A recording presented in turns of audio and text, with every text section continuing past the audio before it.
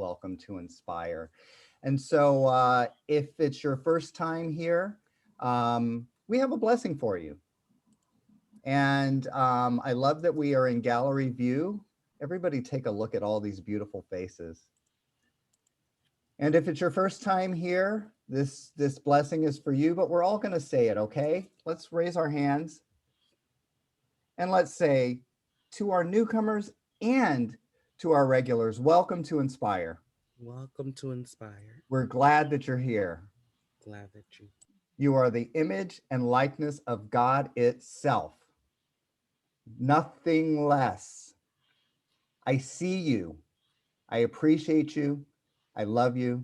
And I thank you for coming home to Inspire. Yes, yes. Beautiful, beautiful. And so we're going to begin with a couple moments of meditation. We're going to get into the stillness. So I invite you to become comfortable right where you are and take a deep breath. Inhale deeply and allow your eyes to close. Your audio. And while your eyes are closing, let's imagine our hearts opening. So we're closing the outer eyes, but we're opening the heart. The heart has its own intelligence, its own wisdom. And we focus our attention there, inhaling deeply the love of God, exhaling completely and feeling gratitude for this moment. And that's all we're doing, just inhaling love, exhaling gratitude, and just breathing. Just enjoying this stillness for a few precious moments.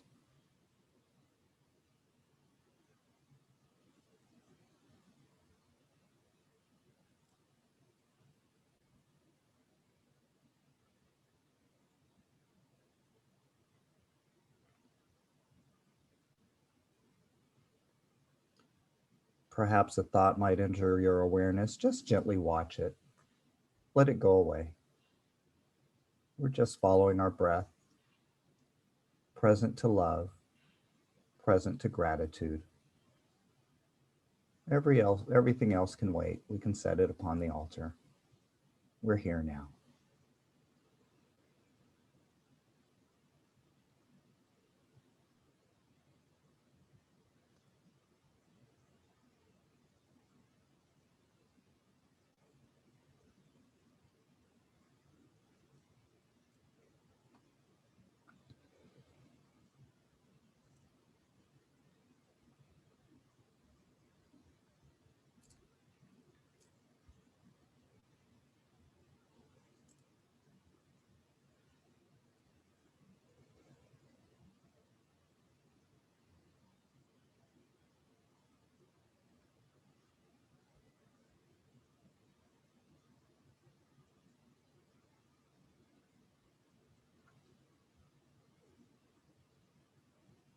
Love and gratitude.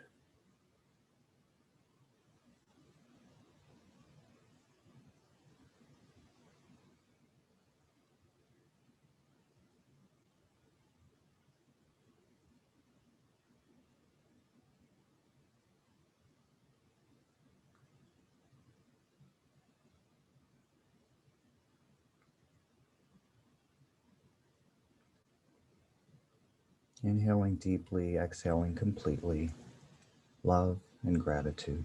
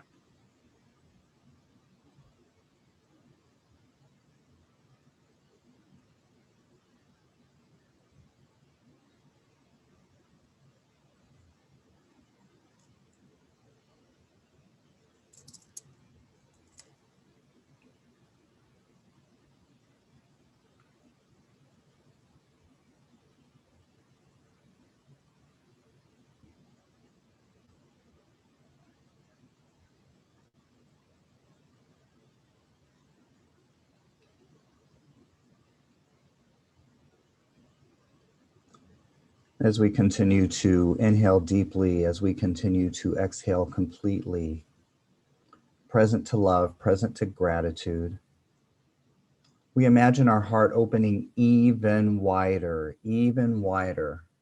to share love. And in this wonderful, wonderful space of love, I take this opportunity to speak a word of blessing for today's gathering. Father, Mother, God, infinite intelligence, how thankful I am for this gathering, for the way that God has shown up as each of us and as all of us, for I know that God is all that there is. And I know that all that there is God, one power, one presence, life itself. And it shows up as me, for if God is all there is and I exist, I must be created in the image and likeness and out of the very substance of pure God, nothing less. And as I know this to be my truth, I know the same truth for everyone in this sacred gathering, everyone who is on their way, everyone who forgot, everyone who thought about us, even those who don't know us are blessed because we kept our divine appointment coming together, God meeting itself as this very service. And so I know that each speaker, each presenter is God in the flesh, that Reverend Jesse delivers a message from God to God, that Joseph E. delivers a message of song from God to God, that Sydney brings forth a message of love from God to God. It's a God fest going on and it's good. And so I'm thankful and grateful to know that there is so much good, so much God here that we have to share it. And as we do, we light up the planet. The world is made a better place because we showed up together today. And so, knowing the truth of our divinity, I'm thankful. I do release this prayer to the action of God's living, loving law because God's got it handled, and I relax in gratitude. And so it is. Amen. Beautiful, beautiful people. So great to see everyone again. Happy Sunday. Inspire Spiritual Community meets on the second and fourth Sunday of every month. And in February, we're doing it a little differently. Our founding minister, Reverend Jesse Brune-Horan, will be speaking on February 14th. That happens to be Valentine's Day. And that also happens to be our 11th anniversary. Yes, everybody, 11 years we've been doing this. What a blessing, what a blessing. So Reverend Jesse will speak on the 14th, and then on February 28th, Reverend Frida will be our speaker. So both times are going to be fantastic. Don't forget to join us. Mark us in your calendar. Also, as we are approaching our anniversary, we would love to see photos from previous services, some of our events. Go to our Facebook group, Inspire Spiritual Community on Facebook, and upload pictures. Let us see. Or you can reply to your newsletter that you received and send photos that way. But we'd love to see some pictures next week. So if you've got anything to share, by all means do. And now I'm going to turn it over to Reverend Tom Hennessy so that he can anchor us in our mission statement. Reverend Tom. Hello, everybody. Inspire is a spiritual community of like-minded souls committed to walking our talk in joyous fellowship by demonstrating the power of love, compassion, and non-judgment every day in every way. Recognizing the divinity of all life, we stand united by actively liberating humanity by healing judgment, fear, and shame within ourselves. Our intention to create world peace, piece by piece. Woo-hoo! Okay, and now turn this back over to, it's my pleasure to welcome our own Sydney Rogers. Take it away. Hi, everybody. Oh my gosh, let me turn it over to view so I can see everybody. There you are. Hi, everybody. My name is Sydney Rogers. Pronouns they and she. I am a inspired spiritual practitioner, still working on my hours. I am on many boards, and I'm so, so grateful to be asked to speak today. Thank you, Amina, and the committee for asking me, and thank you for holding it down. Thank you for all those who showed up. Um, when I was asked to speak, and the theme is embracing the new, um, there's so many things that are happening, right? And I have some good news. I just got asked to be the director of an organization called the TGMB Project. And I said yes. And I know, right? And a lot of you know me as my drag alter ego, Miss Barbecue. And it's been this journey of moving from drag queen club into coming out trans, non-binary, into activism, and now moving on. And so embracing new is like right up my alley, because it's this whole transition of moving from one way of thinking into another. And sometimes I fight it, I'll be honest. You know, sometimes I fight it, sometimes I want to stay safe, sometimes I want to just chug along and, you know, get on RuPaul's Drag Race and do all these other things. But then God calls me elsewhere, and sometimes I hear it and sometimes it's right in my face, and I have to listen. And I've learned through doing the practitioner program, and through friends and family and chosen family, that I need to listen to where I'm led to and embrace what that looks like. And sometimes it doesn't always look like what I think it's supposed to be. And I've had to do a lot of healing with that, and a lot of acceptance with that. I've learned that a lot in 12 step 2, 7 years clean and sober. And I'm starting new things. I'm going into I start grad school this year. You know, I'm doing this gonna be a director of this thing this year. I'm into my new job this year. We have a new administration this year. There's so many different things. And I've been doing these talks since last year about racism, health, and wellness. And you know, we started off during the protest and COVID, and then the election, and then the insurrection that happened. And each time we had these deep discussions, it was easy to bring up what's wrong, the issues that's going on, the discrimination. I mean, we had a list of like medical mistrust, food deserts, all those things, and it was really easy. But I made it a point to make sure that we talked about the solution. What does the solution look like? And it was hard for a lot of people to embrace that new way of thinking, because, you know, a lot of us, we got righteous anger. I got a lot of stuff to be angry because I'm Black, angry because I'm trans, angry because I'm feminine, angry because I'm big, angry, all kinds of anger that I could get on and march with my fist up in the air. And guess what? Most people would go, you know what, Sydney, you're right. And I had to really sit back and think, is that how I want to walk around all the time with my fist up, with my dukes up all the time? And I that's not how I want to operate.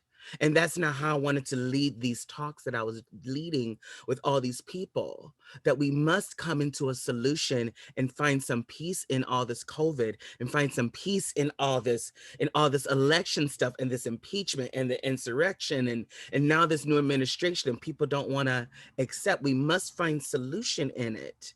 We must find ways to reach across that aisle and understand where they're coming from. We must do it, or we won't be able to go forward. I want to go forward. I hope you do too. I know I do. So, in embracing with the new, I have found that messages come differently. People come in my life, people leave my life, new situations come up, and some of them I'm learning to just go, okay, this feels good. And I have to really dig deep in my heart of what feels good and what feels right. And sometimes what feels good and what feels right aren't always the same thing. It feels good to eat fried chicken and ice cream and everything else all in the middle of the night. It feels good, but my body's going, honey, we can't do that all the time. You got to get up and exercise. You got to go to sleep at a correct time. And it's new for me because I'm used to like these comfort things. And this year, with this new administration and this position coming up and all these things coming up, I'm like, ooh, I get to think differently.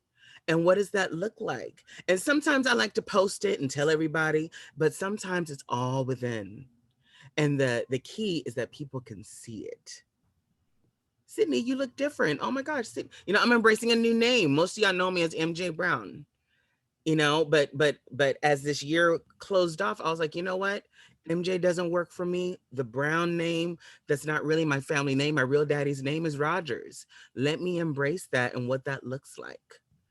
And it feels good. It feels right. It feels blessed.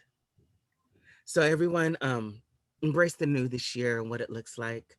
And you are the only one in charge of what that can look like, and listen to God. And God, for me, God is very here, boom, here you go. Listen and learn and love. Thank you so much, everyone. Peace and blessings. Sydney, thank you so much for just showing up so beautifully authentic. Thank you so much for that God shot. And how can we follow such a wonderful God shot? How about some wonderful music? It is my pleasure and privilege to introduce one of our wonderful members, Joseph Eid, who will present a video of some of his wonderful music. Joseph, so good to see you. Thank you so much. Thank you, Derek. Thank you, Sydney, for that beautiful just conversation. Amazing. I think I played this song live at Inspire a year ago. So it's hard to believe it was only a year ago because it feels like we've been through so much. This is the latest single that I have out. It's called Listening to Madonna. And even though it's not really about Madonna, it's kind of about just being who you are, you know, and accepting the child that you were and the kid that you were and everything about them. And I feel like when we look back, as we mature and embrace, you know, everything about ourselves in this life, I think looking back on your childhood and adolescence is important to also love that child in all the ways that you didn't love them when, you know, when you were there. So this video is about joy, and it's about bringing people together. And I found recently that the way to feel spirit the most is to be joyful. So that's why I chose this song to share with you guys. I hope you enjoy it.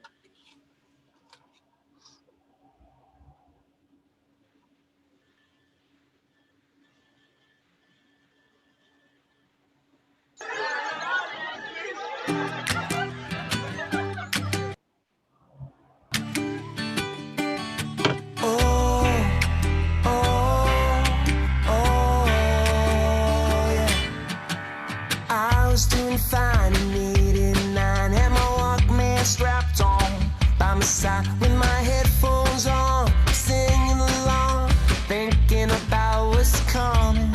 While the kids were drinking and sneaking around, I was tripping on a daydream, writing things down, waking up to life, flying in my mind. Oh, I can feel it coming.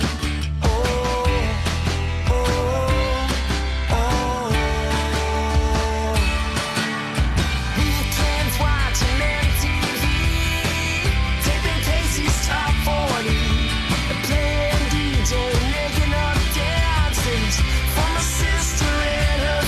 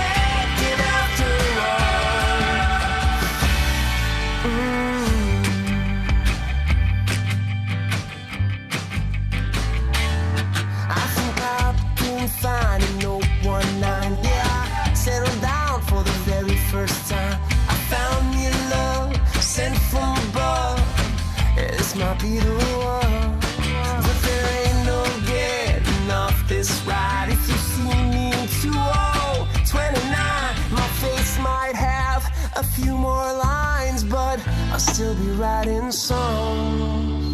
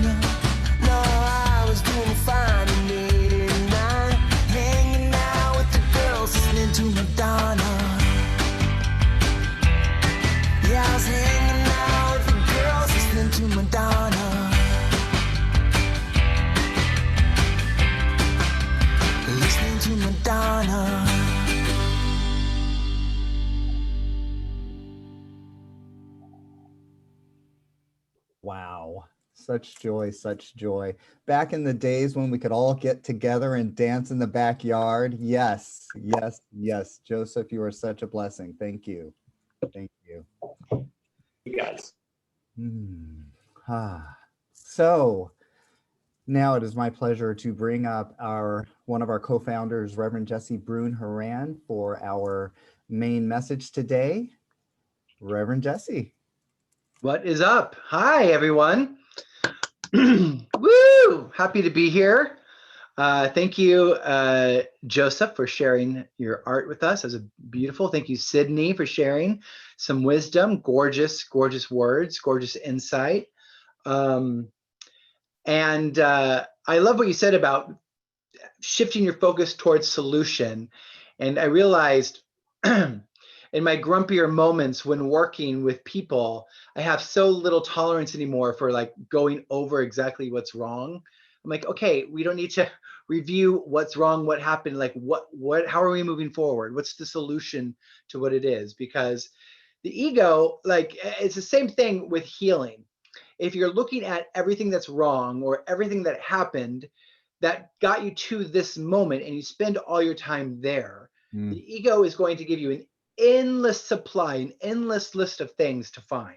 It's like a wormhole that you don't need to venture down. However, if you shift your approach to the creative process and keep your attention firmly on what it is you're interested in creating, what is the goal, what is the solution, then you will move in that direction, and anything that is preventing that solution from manifesting in your experience will present itself so that you can address it and heal it. But you don't always have to go looking for it.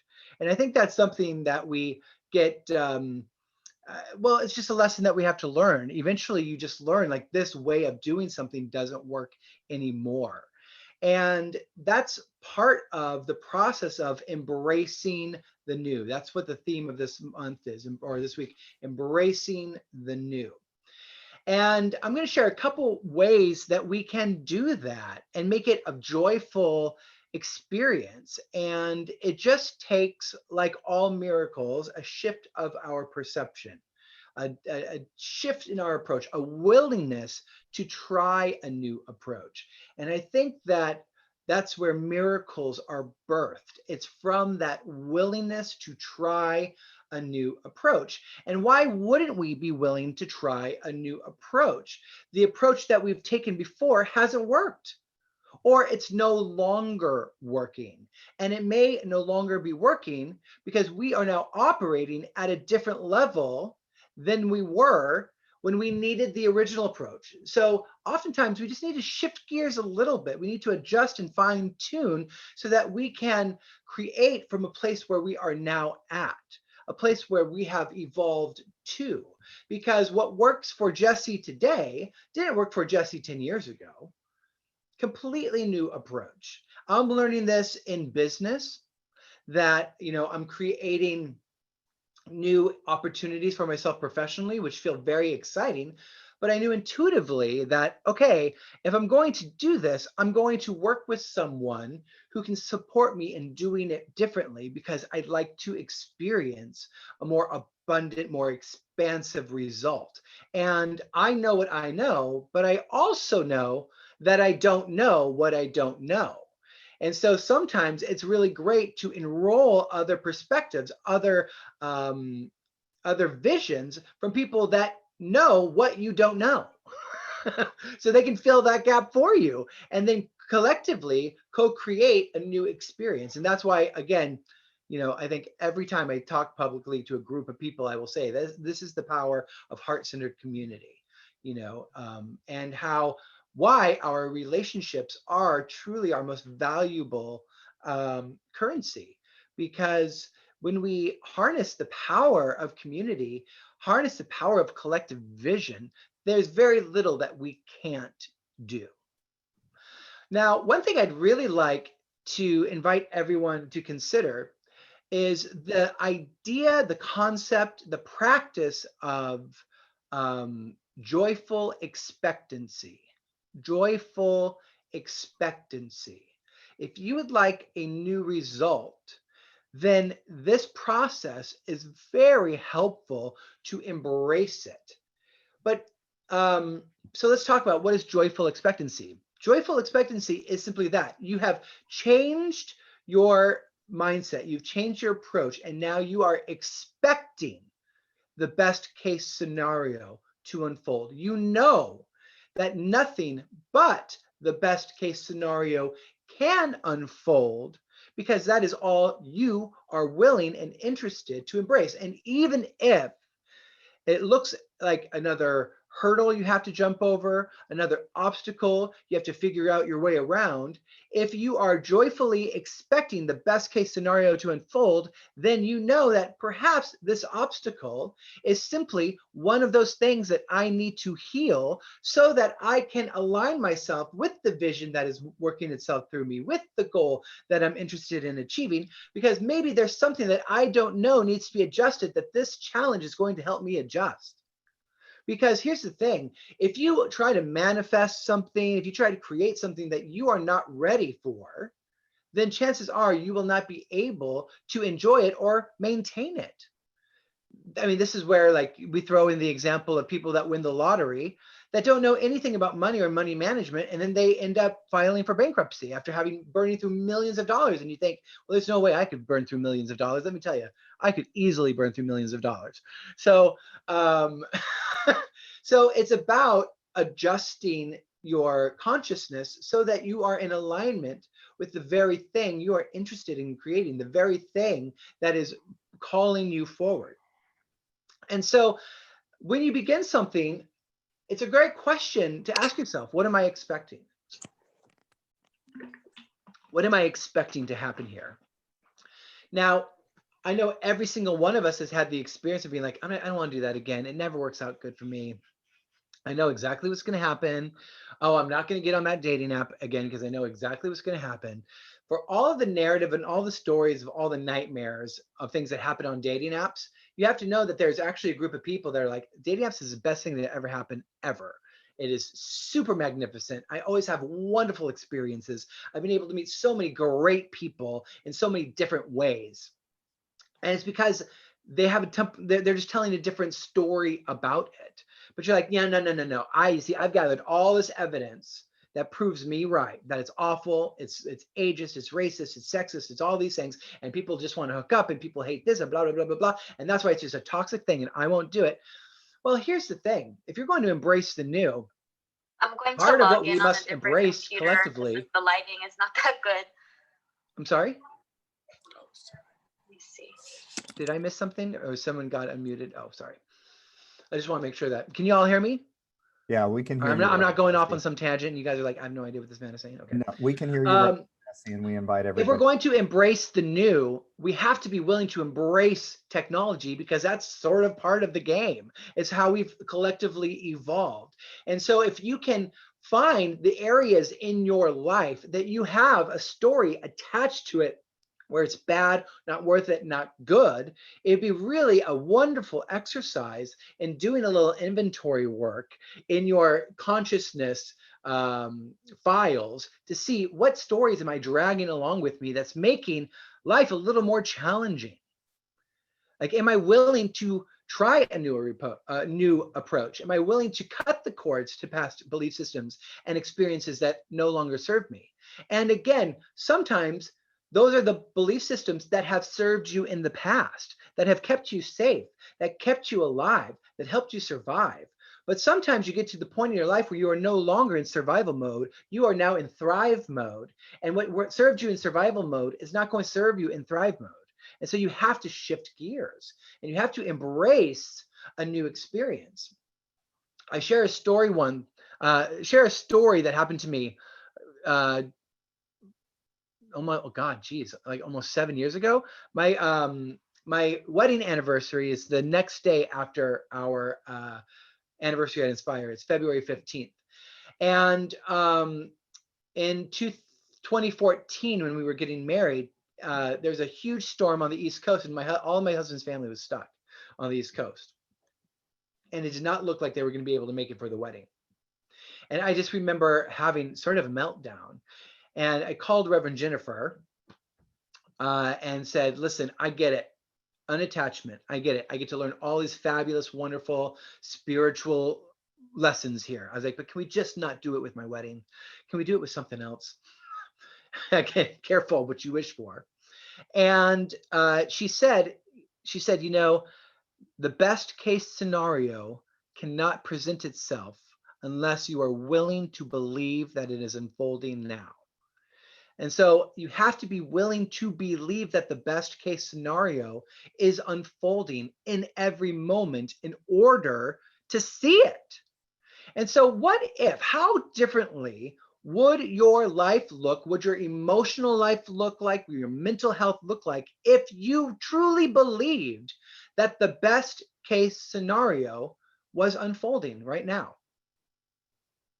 And I think everyone in this conversation has had enough life under their belt to know that sometimes just because we don't want something to be happening doesn't mean it's not the best thing for us.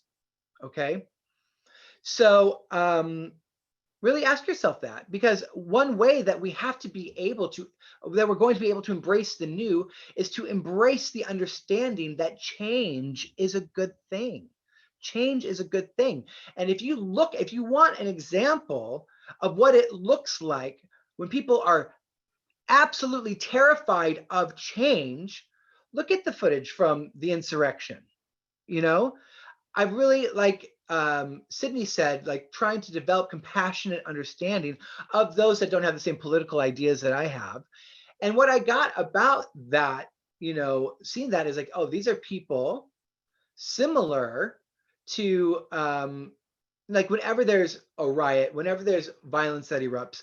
So, you know, the opposing teams, if you pay attention to the news at all, is like, well, the left is ignoring all of the violence from the Black Lives Matter movements, but they're blaming but they're focusing on the insurrection. And so I'm going to take that in for a second. I'm going to see, what am I not seeing? Is there something I'm not seeing? And what I got was, okay, both of these expressions of violence occurred because people were sick and tired. And there's so much anger and so much fear and so much frustration that it exploded into these expressions of violence or expressions of whatever. The difference being that what we saw that happened at the Capitol was fueled by a lie.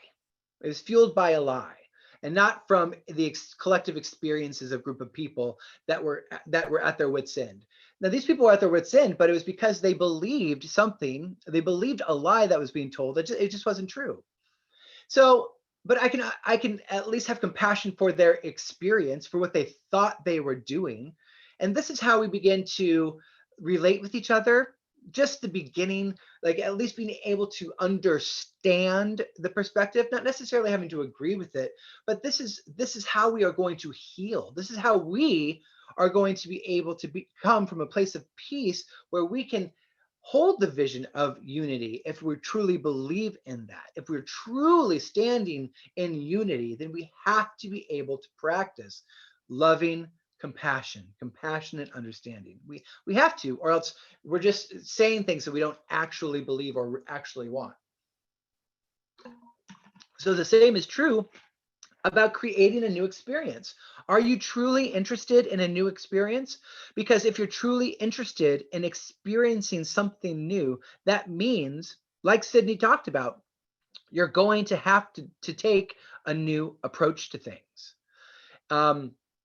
If you are truly interested in having a new experience with your health and wellness, then you have to do a different approach than you've been doing, because the approach that you have been doing has gotten you to the point where you see that there needs to be a change. And so maybe there is a shift in what you consume, or the amount of exercise you get, or how you just hold the internal dialogue that you have about your body. Something has to shift so you can have a more peace-filled experience. And so embracing the new is really embracing change.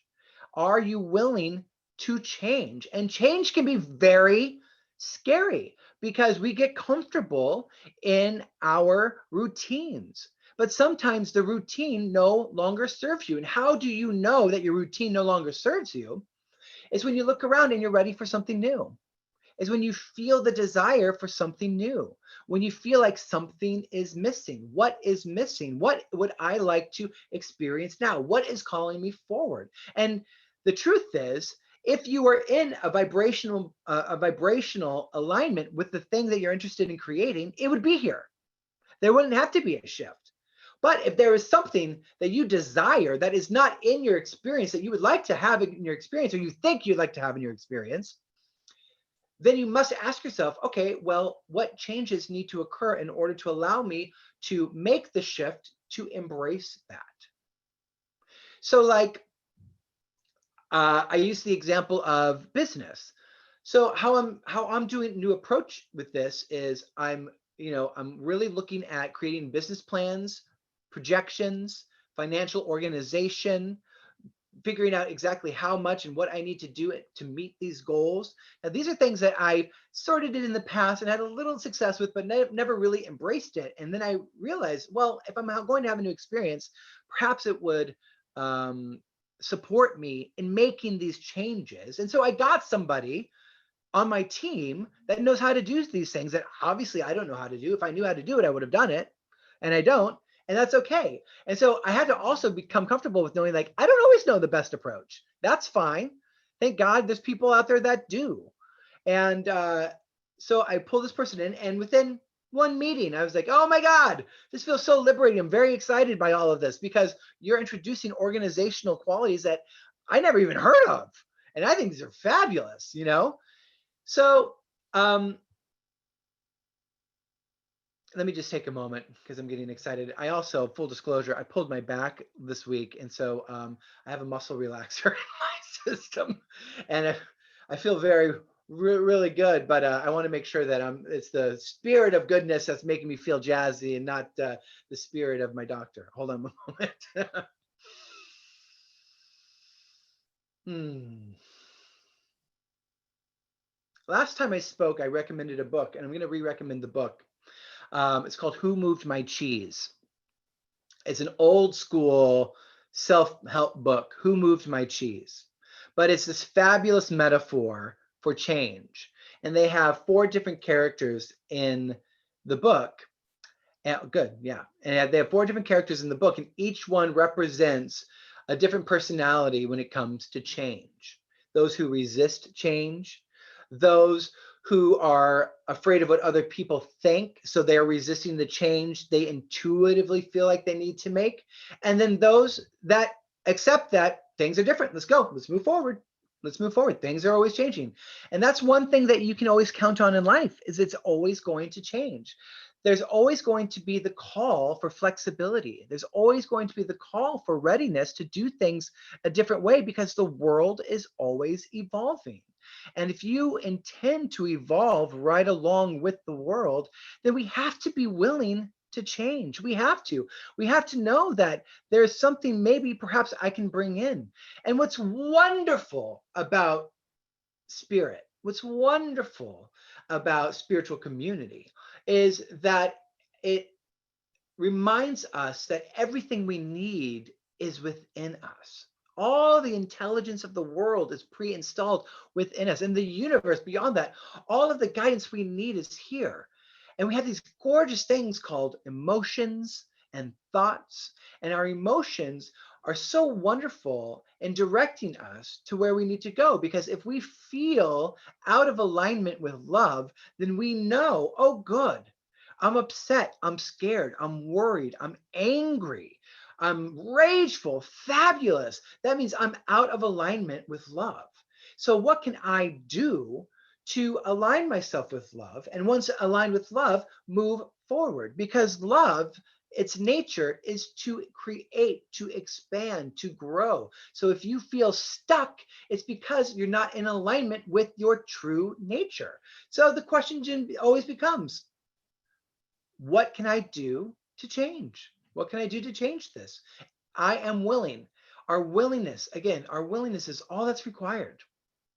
First step to transformation is contrast. We become aware that we'd like to experience something else. Something isn't working. And that awareness is so valuable. So don't ever beat up on yourself because you realize that the whole world that's surrounding you is not a place that you like. That's okay. It happens all the time. If you get to a place where you're like, I don't know how I got this out of shape, or I got this unhealthy. You get to a place where you're like, I don't know how I've been stuck at this job for 10 years and no one appreciates me, and then I let people talk down to me. I don't know how I allowed myself to stay in this relationship that feels abusive and unloving. I don't know how. Well, good news is you recognize it. Fabulous. And the good news is you're like, okay, and now it's time for change. And the thing that's fueling that recognition is an awareness of your true self, because you know that you deserve to live in the kingdom. That is your natural state of being. We are royalty. And it just seems as though that we have forgotten that. We forgot it somewhere along the way because we forgot to question the thoughts that would tell us differently. So you become aware that I don't like what's going on, but you're like, I have no idea how to get out of this. I have no idea what to do. That's what's wonderful, is all that's required for spirit to come on in and start guiding you is willingness. So step 2 in transformation is willingness. 1, you recognize that you are not thrilled with what's in front of you, or you realize there's something new. 2, I become willing to do what needs to be done to allow myself to move in the direction of my desire. Our desires are wonderful. Each desire that you have, no matter what it may be, is a seed of divinity planted in your conscious awareness, or your consciousness. Sometimes unaware, but it's seeds of divinity planted in your consciousness. And so we must honor that. And we have to be able to get out of the way of thinking, oh, well, this isn't spiritual enough, or, I can't, this doesn't feel like spiritual, so it's probably not good. All of that conditioning that we've been given to talk ourselves out of doing what we'd like to do. Honey, this human experience is meant to be a playground. It's supposed to be fun. It's supposed to be exciting. It's supposed to be heartfelt and joy-filled. And so if you are not having those experiences, then that is your wonderful emotional system telling you, it's time for change, baby. It's time for change. Are you willing to change? Are you going to be courageous enough to live the life you're here to live? Now, Rev Jesse, that sounds great and all. Oh, but there's this little thing happening called a pandemic, and I can't do anything that I want to do. Well, here's the thing is you can be in denial of what is, or you can change to allow yourself to thrive in what is.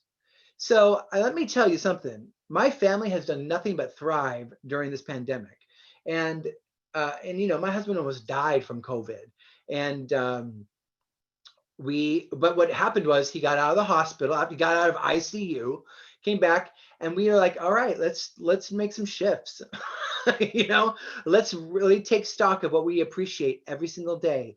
Let's make sure that we are taking care of ourselves mentally and physically. Let's make sure that we are taking this time to be with the kids. And in that approach, in really making it a family mandate, that we are searching every day for what we appreciate and what we are grateful for, a completely new experience has emerged. All of our bills are paid. There's nothing that we haven't done that we wanted to do. Miraculously, our kids' childcare is still going. So we have this time in our day where we can devote ourselves to our creative projects. We've traveled. We've gotten in the car and driven places in California. We've gotten to like Reno, Los Angeles, when it's a little more quiet. All these wonderful things have happened because we were willing to allow it to be wonderful. There is so much internal work I've been able to do because I've had the space to do it as a result. And it wasn't always easy and it wasn't always pretty, but I'm grateful that I embraced it and I allowed it. I tried a new approach. And one way that I've done this, and I've shared this here, is I allowed myself to be angry. There's a long time where I repressed anger and rage because, again, I thought, that's not the spiritual thing. I'm supposed to be joyful. I'm supposed to be happy. I'm supposed to have all of the stuff. And that was a real misperception of spiritual principles, a real misuse of spiritual principle on my end. Because what happened was there's this like ball of anger that was just suppressed. And when we suppress something, we push the pressure down on it until it explodes. And so I just allowed the anger to come up and say, teach me, show me. I'm giving you residency. What do you need to tell me? What do you need to show me? And what it showed me was this whole way of moving through my life that I was doing that just didn't serve me anymore. It definitely wasn't going to serve my next phase of evolution. But had I not been willing to try a new approach, had I not been expecting something good to come out of this new approach, I know that I would have ignored it like I always did, and I would have had continued the same experiences, which just were not helping me or serving me anymore. So let's just ask ourselves this and take a moment, and I'm going to invite you to close your eyes and just center in for a second. And in this stillness that you're creating, I'd like you to ask yourself, what is preventing you from expecting the best to happen today? What is preventing you from expecting to get good news today? What is preventing you from expecting the best case scenario to unfold today? What evidence have you been gathering to prove that it's not good, it's bad, it's broken, it's hard? What pieces of evidence have you been gathering to create a case for why you are not allowed to be at peace now?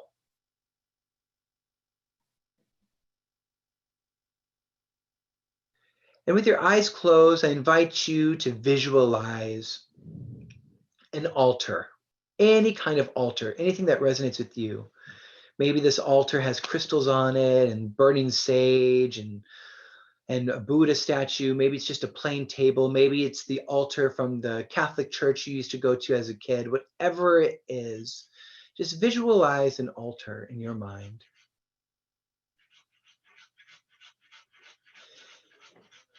And I'd like you now to place one by one onto this altar all the pieces of evidence that you've gathered to justify you being angry or frustrated or miserable, or any piece of evidence you gathered to see the world through the lens of it's awful, it's bad, it's not working, it's not growing. Any little piece of that, I invite you just to place it on the altar. Every little piece of evidence you gathered that would tell you that life is hard, and it's especially harder for you.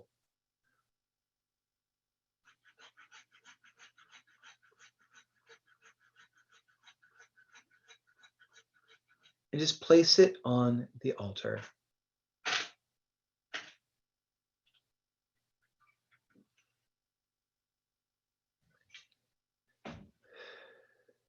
And take a step back as you look at the altar. And I invite you now to see the altar suddenly engulfed in a bright purple flame, the violet flame of divine transmutation and transformation.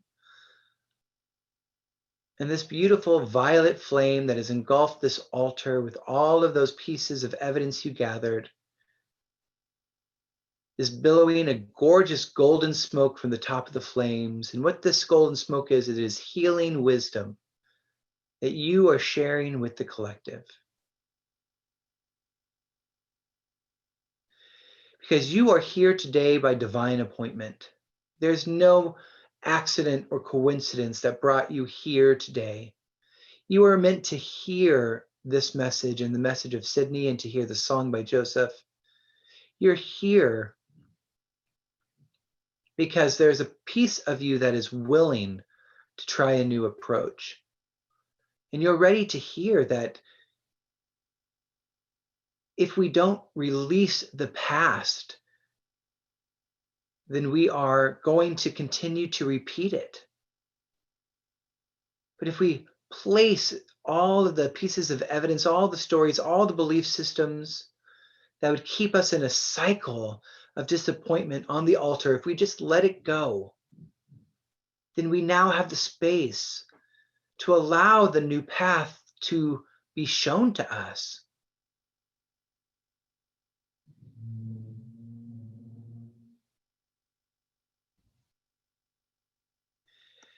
I invite you to take a deep breath in, place a hand on your heart, your loving heart space, and as you exhale, just let the altar go.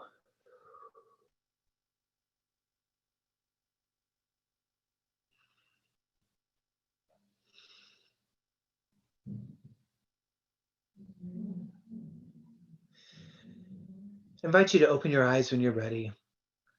And just know that the space that you created now gets to be filled with something new. Gets to be filled with something new. Now I'm going to teach you a fun game that I love. It's an exercise. I do this almost every single day. It's super fun. And what it is that you create, it's a to-do list, a daily to-do list. And so you take a piece of paper and then you draw a line in the middle of the piece of paper. And on one column, you write to do me. And then the other column, you write to do universe. And on the to do me list, it's literally just, what do you need to do today? It's just no grand sweeping anything, no like be the presence of peace on earth. You don't have to do any of that. It could be like, go to Trader Joe's, get the car washed, call that friend that you need to call that you haven't called in a while. That could be like your to-do list for the day. And then on the universe side, it could be recording contract with the perfect record label. It could be 250K annual salary plus benefits. It can be anything, grants, whatever it is. And I say, go big, make it fun. And this could be things that you have absolutely no idea how on earth it will ever come to be. But that's the good thing. You don't have to figure it out. You're giving it to the universe. Much like I brought someone in to help me with the business aspects of things that I don't understand, you're going to allow the universe to be that component for you. And you just give it to them. Give the universe your tasks. And even because it's like, I don't need to know how this is going to come to be. Universe, you figure that out. I got to go to Trader Joe's today. I got to focus on calling that friend. I got to get the car washed. You figure out how 250K annual is going to come to me. And do this every day and get into the fun of it. Because that is such an important aspect of the manifestation process, of the spiritual process, is playfulness. It should feel fun and playful, for the love of God. We get so morose, we get so heavy. There is room for playfulness, there is room for fun, and that is where miracles dwell.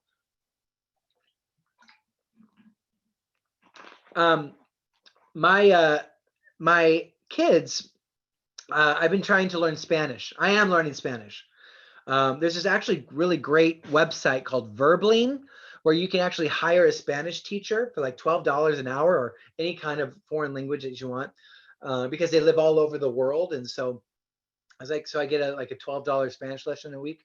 And I've been teaching a little to my kids, but they pick it up like that. It takes me like so long to get it. And like Victor, my little one, who wasn't even talking, we were walking up some stairs and he started counting in Spanish the stairs, and I wasn't even talking to him. I was just talking to his brother. He just overheard me. I was like, wow, they really picked that up.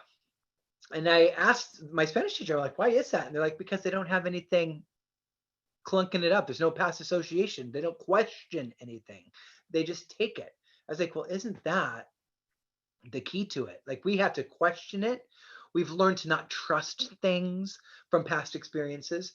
We've learned to like, we've had bad experiences. So we're like, oh, we mistaken it for wisdom when really it's just like pessimism. So in order to release yourself from the past, to truly be present, we have to be willing to start letting stuff go and understand that I don't fully understand what's in front of me. My past associations are painting a picture, but am I willing to be in a place of playful curiosity? Am I willing to see this through a new lens? Am I willing to have a new experience? Am I willing to allow myself to open myself up to be a student, to know that maybe I don't know how everything is going to unfold or how everything should unfold? Can I be present to what is unfolding and trust, be willing to trust that this is the best case scenario? Because if we're like, this is awful, oh, it's horrible. I mean, look at all of the, like how awful 2020 was. Like, what would it be? How differently would our experiences be if the whole COVID situation, we all collectively agreed that we may not know what this was for, but we can trust that it is for something good? Well, here's all the pieces of evidence to say why it can't be good. Well, thank you. And also, what are the pieces of evidence to say that it can be good? What if we all decided collectively to say the Donald Trump presidency was for our greatest good? There are miracles and benefits that are awaiting us as a result of it. Yeah, but he was a blah, blah, blah, blah, blah, blah, blah, blah, blah, blah, blah. Yes, okay, fine. But are we willing to let that go?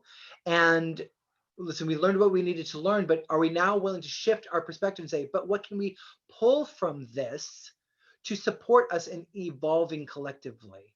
What can we do? What can I do to contribute to the vision of unity? And what is unity? And am I really willing to be unified?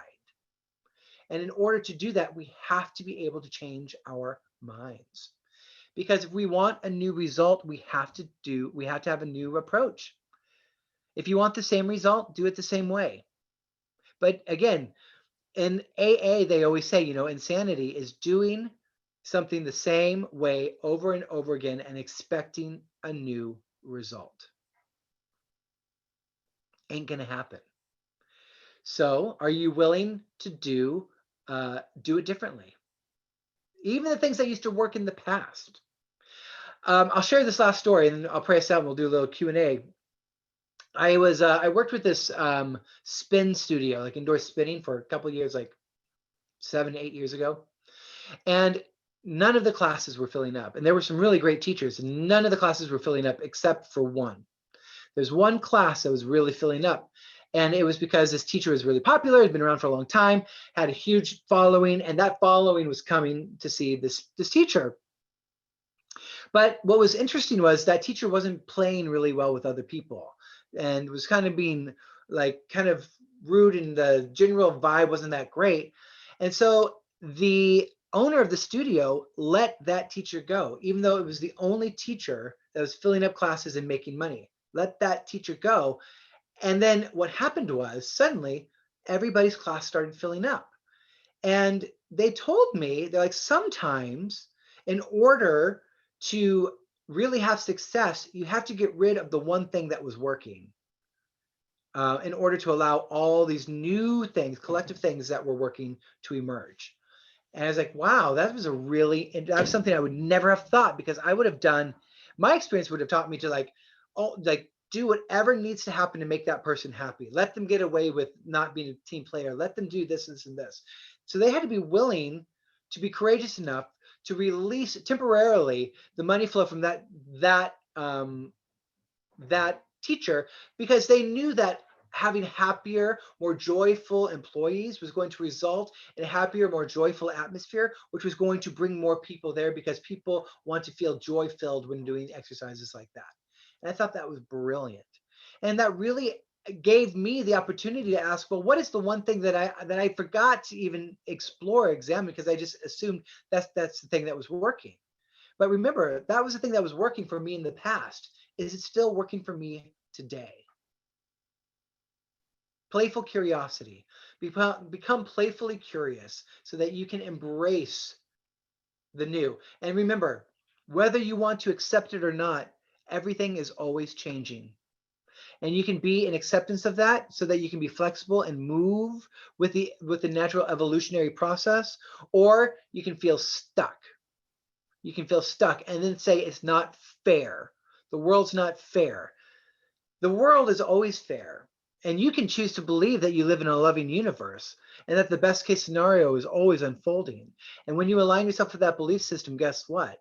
That's your experience. But the best case scenario cannot present itself until you are willing to see it. And even though sometimes what is not wanted occurs, it doesn't mean that you are not still going forward. Sometimes what is unwanted is the best thing, the vitamin mix that is going to give you the strength and the insight and the perspective to launch yourself into a new experience, more expansive experience. Are you willing? So let's just take one more moment, and again, placing a hand on our heart. And in this moment, just reiterate to ourselves our willingness to grow, our willingness to be flexible, our willingness to try a new approach. We place on the altar, the holy altar in our mind, anything that would prevent us from being fully present in the full potential of this moment. We release it and we let it go. And remember that where we are, creativity dwells. The expansive mind of the universe, the wisdom of the universe dwells within us. It's all there. When we clear the clutter, something new emerges.